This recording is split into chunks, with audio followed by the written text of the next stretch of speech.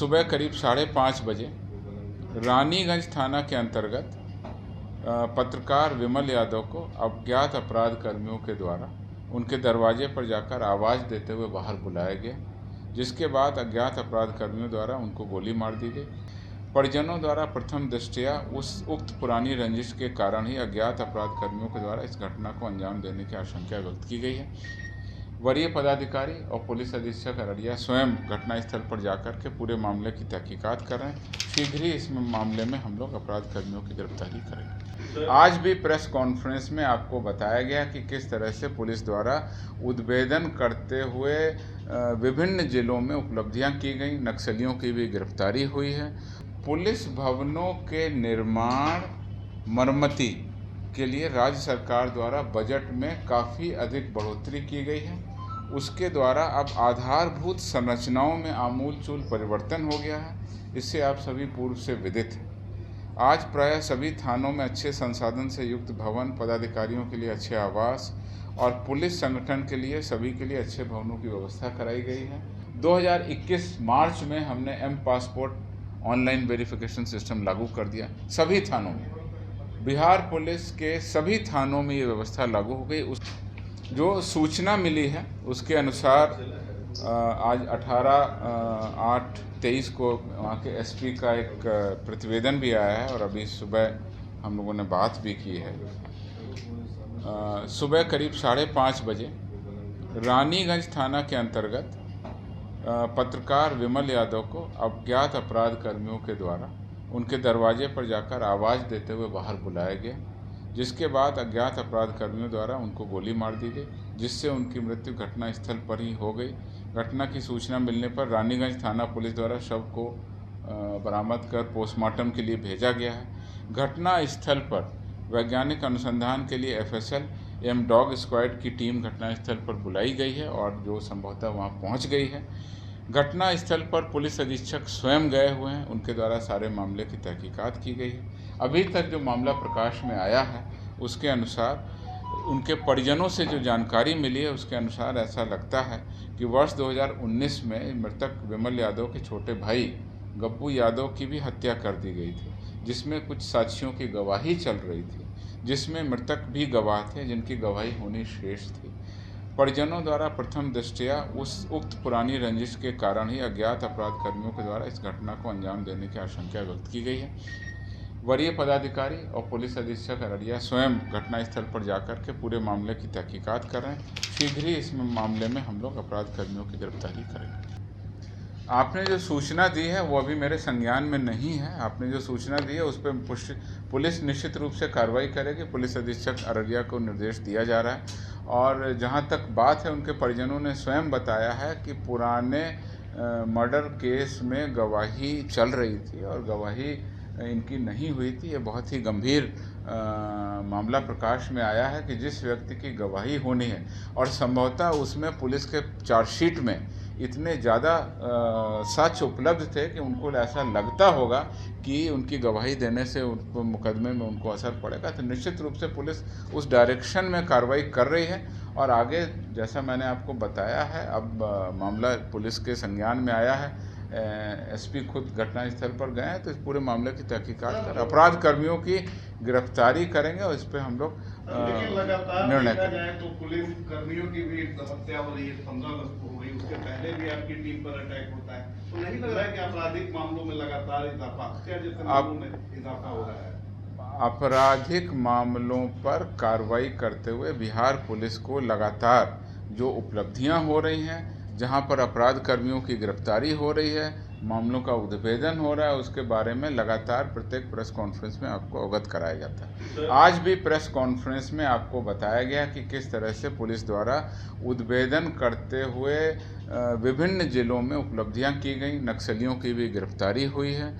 और 2 मामलों में तो अभी पिछले प्रेस कॉन्फ्रेंस के बाद 2 मामलों में तो अपराध करते हुए ही अपराध कर्मियों को रंगे हाथों हमने गिरफ्तार किया। तो इस प्रकार से लगातार पुलिस के द्वारा अपराध कर्मियों पर दबिश बना के हम लोग कार्रवाई कर रहे हैं, मामलों का उद्भेदन कर रहे हैं। पुलिस भवनों के निर्माण मरम्मती के लिए राज्य सरकार द्वारा बजट में काफ़ी अधिक बढ़ोतरी की गई है।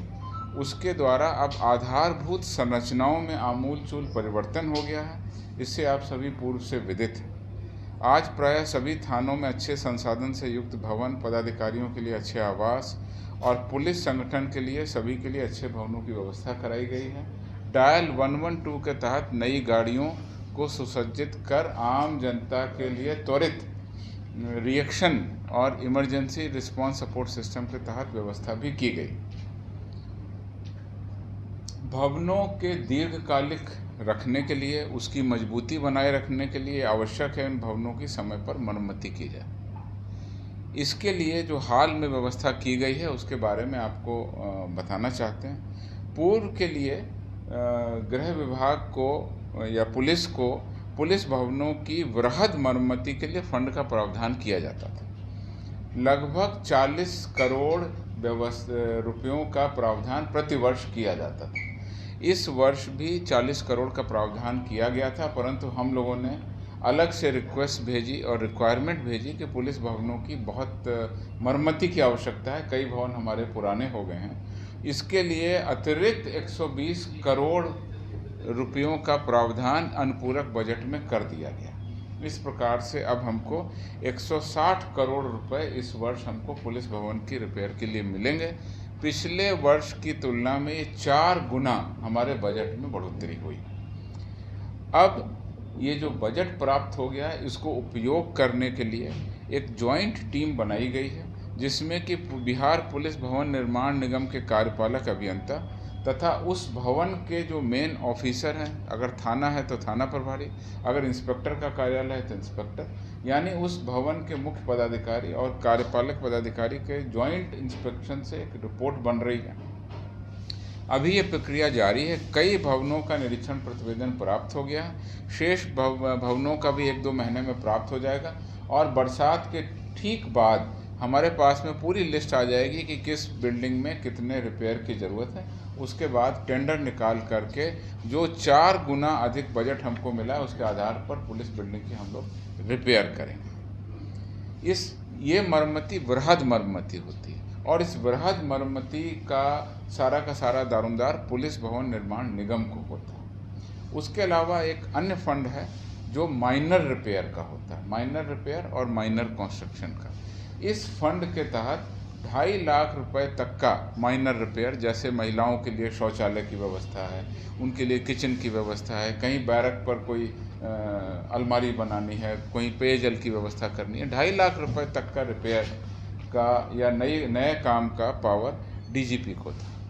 इस फंड में, माइनर रिपेयर के फंड में भी अभी तक 2 करोड़ रुपए प्रतिवर्ष हमको मिलते थे, लेकिन इस वर्ष हम लोगों के विशेष अनुरोध पर राज्य सरकार के द्वारा 25 करोड़ बजट में प्रावधान किया गया। इस प्रकार पहले जहां 70 से 80 भवनों की मरम्मति हम लोग करा पाते थे 2.5 लाख रुपए तक की शक्ति के अधीन में पुलिस महानिरीक्षक के द्वारा, अब जब 25 करोड़ रुपए आ जाएंगे तो लगभग 1000 भवनों की मरम्मति हम लोग करा सकेंगे।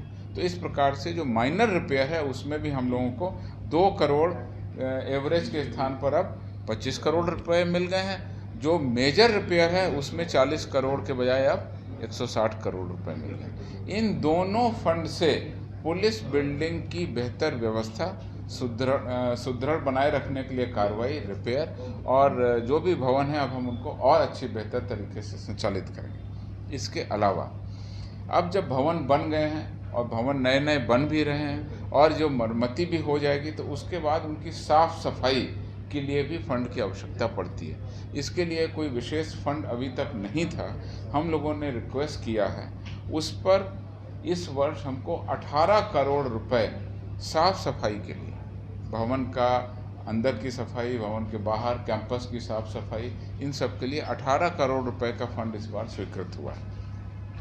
इसकी अनुमति मिलने के बाद हम इस पर व्यय करना शुरू कर देंगे। व्यय किए जाने हेतु तो निर्धारित किए गए जो प्रावधान है, जो हमारा प्रस्ताव है, उसका भी अनुमोदन अभी आना है।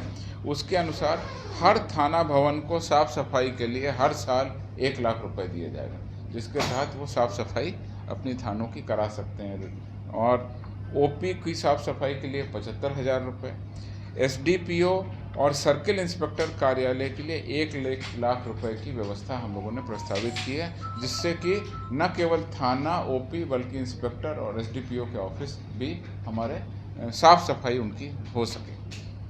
अन्य पुलिस के जो ऑफिस हैं, बड़े पुलिस लाइन हैं, अन्य जो बिल्डिंग हैं, उसके लिए 15 बड़े बड़े जिलों को 10-10 लाख रुपए तथा 29 अन्य जिलों को 5-5 लाख रुपए की भी उपबंध करने की हमारी योजना है। यह जो 18 करोड़ रुपए हमको आए हैं, इससे उनकी साफ सफाई करनी होगी। कुल मिलाकर के कहने का ये आशय है कि हमारी आधारभूत संरचना में लगातार वृद्धि हो रही है। भवनों के रखरखाव के लिए सरकार के द्वारा बहुत अधिक संख्या में फंड हमको स्वीकृत कराया गया है। पहले 40 करोड़ था मेजर रिपेयर का, उसको बढ़ा के 160 करोड़, माइनर रिपेयर में जो 2 करोड़ था उसको बढ़ा के अब 25 करोड़, और साफ़ सफाई के लिए 18 करोड़ अलग से। तो इस प्रकार से भवनों को हम लोग बेहतर और सुंदर बना सकेंगे, और आम जनता और जो आने वाले जो लोग हैं उनसे जो हमारी लॉ एंड ऑर्डर और जन सहयोगी पुलिस की जो छवि है वो भी आगे बढ़े। चर्चा हुई थी किस तरह से बिहार पुलिस के द्वारा पासपोर्ट वेरिफिकेशन के लिए नई तकनीक का प्रयोग किया जा रहा है और उसके कारण पासपोर्ट वेरिफिकेशन में लगने वाले समय को किस तरीके से हम लोगों ने कम किया है। आप सभी जानते हैं कि वर्तमान माहौल में पासपोर्ट की कितनी महत्ता है। शिक्षा, पर्यटन, रोजगार, मनोरंजन, चिकित्सा, व्यवसाय इत्यादि कई महत्वपूर्ण उद्देश्य से लोग विदेश जाते हैं और उनको आवश्यकता पड़ती है। इसके लिए पासपोर्ट की आवश्यकता होती है। पुलिस का कार्य पर्सनल पर्टिकुलर फॉर्म पीपीएफ की जांच कर, पुलिस द्वारा जांच सत्यापन कर पर्सनल पर्टिकुलर रिपोर्ट तैयार किया जाता है, जो कि पासपोर्ट मिलने के लिए एक महत्वपूर्ण रिपोर्ट होती है। मार्च 2021 से हमारे द्वारा पासपोर्ट आवेदन के पुलिस जांच का कार्य एम पासपोर्ट पुलिस ऐप के द्वारा किया जा रहा है। इसके लिए सभी थानों को टैबलेट खरीद कर मुहैया कराए गए हैं और अब टैबलेट के माध्यम से सीधे के सीधे पासपोर्ट का जो फॉर्म है उस थाना प्रभारी के टैबलेट पर सीधे आ जाता है।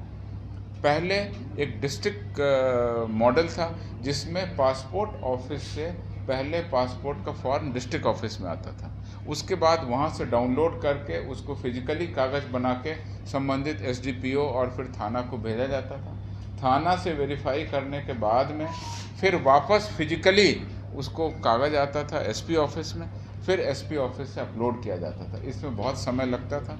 मार्च 21 से हम लोगों ने टैबलेट डिस्ट्रीब्यूट किए हैं। एम पासपोर्ट पुलिस ऐप के माध्यम से सीधे थाना के माध्यम से सीधे थाना के ऐप पर वो पासपोर्ट आता है, वहीं पर हम लोग वेरिफिकेशन करके ऑनलाइन पीवीआर अर्थात ऑनलाइन पुलिस वेरिफिकेशन रिपोर्ट हम लोग सबमिट करते हैं। इसके लिए 40 जिलों में कुल 10,081 थाना और ओपी को हम लोगों ने टैबलेट उपलब्ध करा दिए हैं। इसके अलावा इन टैबलेट को हमने स्पेशल ब्रांच को भी उपलब्ध कराया।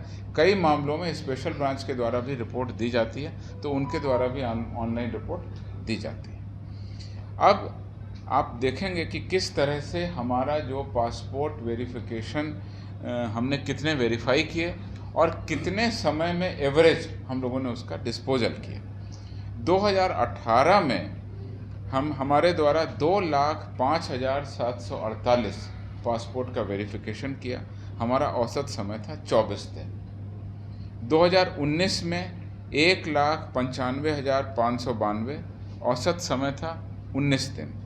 2020 में 1,22,502 औसत समय था 18 दिन। 2021 में जैसा आप लोग समझ रहे हैं 20 में कोरोना के कारण पासपोर्ट वेरिफिकेशन और रिक्वायरमेंट में कमी आई थी। 2021 में फिर ये बढ़ कर के संख्या हो गई है 2,67,606। 18 दिन हमारा औसत समय था। 2021 मार्च में हमने M passport online verification system लागू कर दिया सभी थानों में। बिहार पुलिस के सभी थानों में ये व्यवस्था लागू हो गई। उसके बाद 2022 में पासपोर्ट वेरिफिकेशन की संख्या पिछले साल 2,67,000 थी, बढ़ करके 4,85,941 हो गई, ऑलमोस्ट डबल हो गई। लेकिन उसमें एवरेज समय घट करके 18 दिन से 12 दिन हो गए।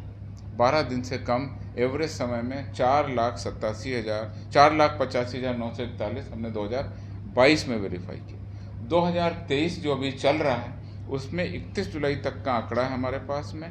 31 जुलाई तक अभी 7 महीनों में ही 2,60,067 पुलिस वेरिफिकेशन कंप्लीट हुए हैं। इसको भी हमने 12 दिनों के अंदर में पूरा किया। पासपोर्ट वेरिफिकेशन में पुलिस के द्वारा सत्यापन के उपरांत बहुत तेज़ी से काम हो रहा है और 12 दिनों के अंदर में अब बिहार पुलिस पूरे देश में अग्रणी राज्यों में शामिल हो गई, जिसमें हम लोग 12 दिनों के अंदर में पुलिस वेरिफिकेशन करते हैं। और इसमें जो मंत्रालय है MEA एक्सटर्नल अफेयर्स का, जो विदेश मंत्रालय है, उसके द्वारा जब पासपोर्ट का पुलिस वेरिफिकेशन होता है तो उसमें राज्य सरकार को राशि भी प्रतिपूर्ति की जाती है। कुल अभी तक 17 करोड़ 21,40,003 रुपये अभी तक सितंबर 15 से मई 2022 तक इतनी राशि की प्रतिपूर्ति भी की गई है। उसी राशि के बाद में हम लोगों ने राज्य सरकार से अनुरोध करके सभी के लिए टैबलेट खरीदा था। तो ये आपको जानकारी इसलिए दी कि किस तरह से पासपोर्ट वेरिफिकेशन के लिए ऑनलाइन प्रोसेस और टेक्नोलॉजी को यूज़ करते हैं, जिससे कि हम लोगों का समय काफ़ी कम हो गया।